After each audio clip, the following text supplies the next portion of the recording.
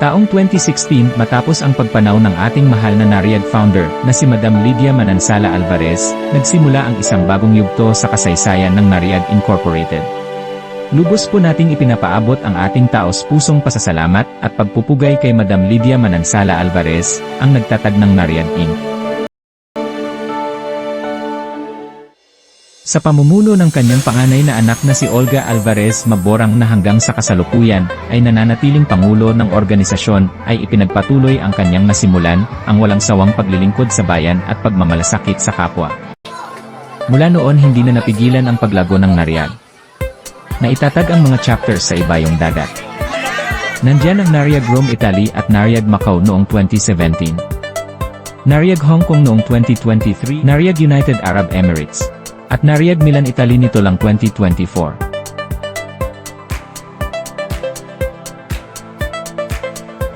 Kasabay nito sumibol ang mga grupo ng ating makabagong bayani, ang mga seafarer. Nariag Nola Chapter, Nariag Aegean Chapter, Rema Balders Chapter, at ang patuloy na lumalakas na Nariag Isila Chapter.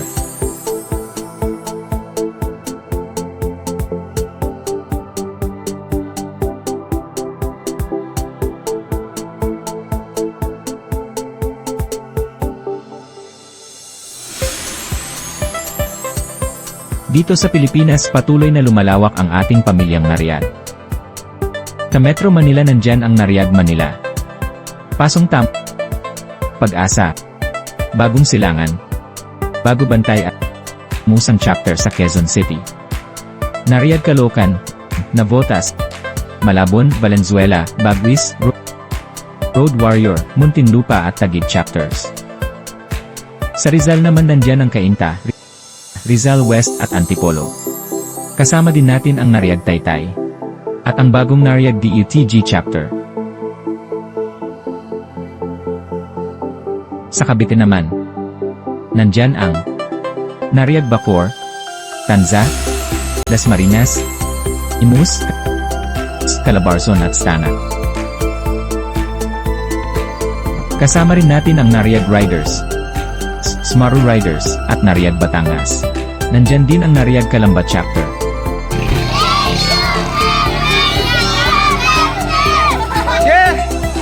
Sa Hilagang Luzon, nandyan ang Nariag Abra, Nueva Ecija, Nueva Ecija Norte, Nueva Vizcaya, Quirino, Mabalacat at Angeles sa Pampanga.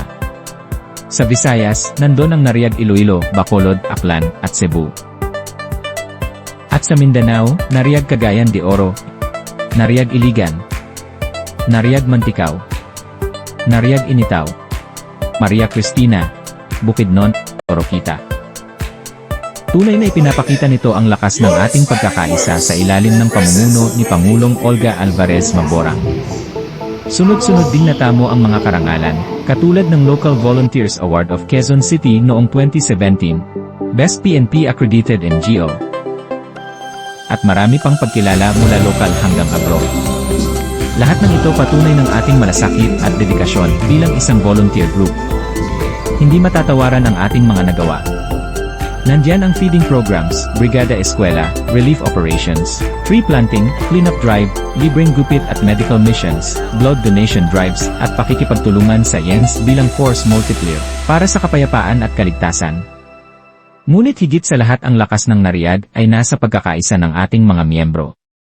Kaya't sa ating ipasasalamat para sa lahat ng opisyal, kasapi, katuwang at kaibigan na walang sawang sumusuporta sa ating adhikain. Mula 2016 na hanggang sa kasalukuyan nananatili tayong sagisag ng malasakit, pagkakaisa at serbisyo sa bayan. Dahil sa bawat yugto ng ating kasaysayan, isa ang ating panata. Ang maglingkod ng walang inaasahang kapalit. Mabuhay ang Nariag! Mabuhay ang sambayanang! Mabuhay Nariag!